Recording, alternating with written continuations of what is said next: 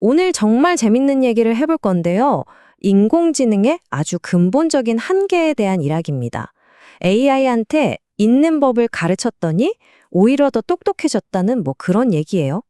자, 본격적으로 들어가기 전에 제가 퀴즈 하나 내볼게요. 여러분은 그냥 아무렇지도 않게 하는데 세상에서 제일 똑똑하다는 AI는 절대로 못하는 거. 딱 한 가지가 있거든요. 뭘까요? 정답은 바로 이거예요. 아주 긴 책 한 권을 처음부터 끝까지 다 읽고 이해하는 거예요. 좀 의외죠. 우리가 아는 그 대단한 거대 언어 모델 LLM들 있잖아요. 걔네들한테는 이게 진짜 엄청나게 어려운 일이거든요. 자, 그럼 이제부터 한번 제대로 파고들어 보죠. 아니, 대체 왜 AI가 긴 글을 못 읽는다는 걸까요? 그 이유가 뭘까요? 문제의 핵심은 바로 제곱 스케일링이라는 건데요. 이게 뭐냐면 계산량이 말도 안 되게 늘어나는 현상을 말해요. 쉽게 파티에 비유해 볼게요. 파티에 손님이 한 명 새로 오면요. 그 사람은 이미 와 있던 모든 사람이랑 인사를 나눠야 하잖아요. 그러니까 손님이 많아질수록 나눠야 할 인사는 기하급수적으로 폭발하는 거죠. AI도 똑같아요. 글이 길어지면 길어질수록 처리해야 할 계산량이 감당이 안 될 정도로 커져버리는 겁니다. 아니, 그럼 이 계산량 폭발 문제를 대체 어떻게 풀어야 할까요? 여기서 딥시크 AI 연구원들이 정말 기가 막힌, 어떻게 보면 좀 역설적인 아이디어를 하나 내놓습니다. 자, 여기가 진짜 재밌는 부분이에요.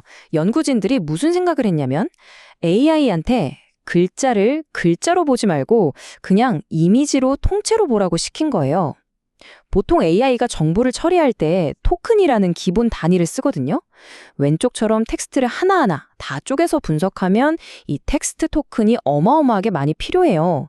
근데 오른쪽처럼 그냥 문단 전체를 사진 찍듯이 이미지로 딱 봐버리면 훨씬 적은 비전 토큰으로도 핵심 내용을 싹 파악할 수 있다는 거죠. 이걸 바로 광학적 압축이라고 부릅니다. 그래서 이 방식이 얼마나 효율적이냐고요? 놀라지 마세요. 무려 10배입니다. 10배. 텍스트 정보를 이미지로 바꿔서 10분의 1로 확 압축해버렸는데도 정확도가 거의 그대로였다는 거예요.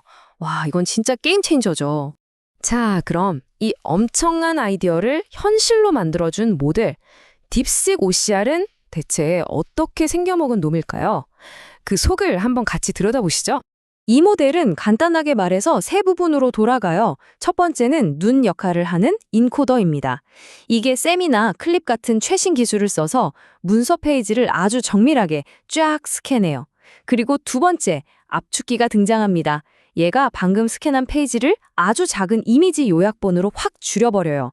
그리고 마지막으로 뇌 역할을 하는 디코더가 이 작은 요약본을 딱 보고는 원래 이런 내용이었구나 하면서 원래 텍스트로 완벽하게 다시 써내는 거죠. 자, 근데 이게 그냥 그럴싸한 이론으로만 끝나는 게 아니에요. 실제 성능 테스트 결과를 보면 정말 입이 떡 벌어집니다. 결과 좀 보세요. 진짜 놀랍지 않나요? 텍스트를 거의 10배로 압축했는데 이걸 다시 풀어내는 정확도가 무려 97%예요. 심지어 20배, 진짜 극한까지 압축했는데도 60%나 맞춥니다. 바로 이게 이 기술의 무서운 점이죠. 이게 얼마나 효율적인지는 다른 애들이랑 비교해보면 바로 답이 나와요. 이 그래프 좀 보세요. 다른 모델들은 한 페이지 처리하는데 수천 개의 비전 토큰을 씁니다. 근데 딥시크 OCR은요? 성능은 최고 수준인데 쓰는 토큰은 800개도 안 돼요. 이 차이. 눈으로 보이니까 확 와닿죠? 이 엄청난 성능을 논문에서는 딱 한 문장으로 정리합니다. 800개도 안 되는 비전 토큰을 써놓고 GOTCRT 0점 성능을 넘어섰다. 이게 무슨 말이냐면 거의 10분의 1 자원만 써서 경쟁자보다 더 잘했다는 얘기예요. 대단하죠? 자, 근데 여러분, 이게 그냥 문서 인식 기술이 좋아졌네 하고 끝날 얘기가 아니에요. 이건 AI의 기억이라는 개념 자체를 완전히 새롭게 바라보게 만드는 아주 중요한 전환점이 될 수 있습니다. 논문에서 아주 재밌는 비유를 하는데요. 바로 우리 인간의 기억 방식입니다. 생각해 보세요. 방금 전에 있었던 일은 아주 생생하게 기억나죠? 그것처럼 최근 정보는 아주 선명한 고해상도 이미지처럼 디테일 하나하나 다 저장해 두는 겁니다. 그런데 한 일주일쯤 지난 일은 어때요? 세세한 건 가물가물해지잖아요. 이 모델도 똑같아요. 오래된 정보는 이미지 해상도를 낮춰버리는 거죠. 그럼 디테일은 좀 흐릿해져도 핵심 내용은 남게 되죠. 마치 우리 기억처럼요. 그리고 중요한 건 이렇게 하면 자원을 훨씬 덜 쓰게 된다는 겁니다. 그럼 1년 전 기억은요? 거의 제목만 남다시피 하죠. 이 모델도 정보를 훨씬 더 압축해버립니다. 정말 핵심 중에 핵심만 남은 초압축 요약본이 되는 거예요. 바로 이게 시스템을 엄청나게 효율적으로 만드는 AI 버전의 망각인 셈입니다. 그래서 이게 대체 왜 그렇게 중요하냐고요? 자, 몇 가지로 정리해 볼게요. 첫째, 이론적으로는 컨텍스트 길이에 제한이 없는 AI를 만들 수 있는 길이 열린 겁니다.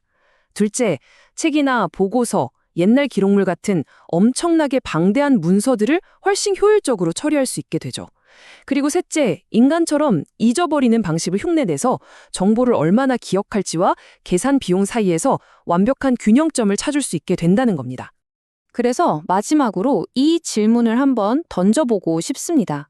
어쩌면 AI에게 있는 법을 가르치는 게 역설적으로 AI에게 무한한 기억을 선물하는 비밀 열쇠가 될 수 있지 않을까요? 앞으로 AI가 어디까지 발전할 수 있을지 정말 많은 생각을 하게 만드는 질문인 것 같습니다.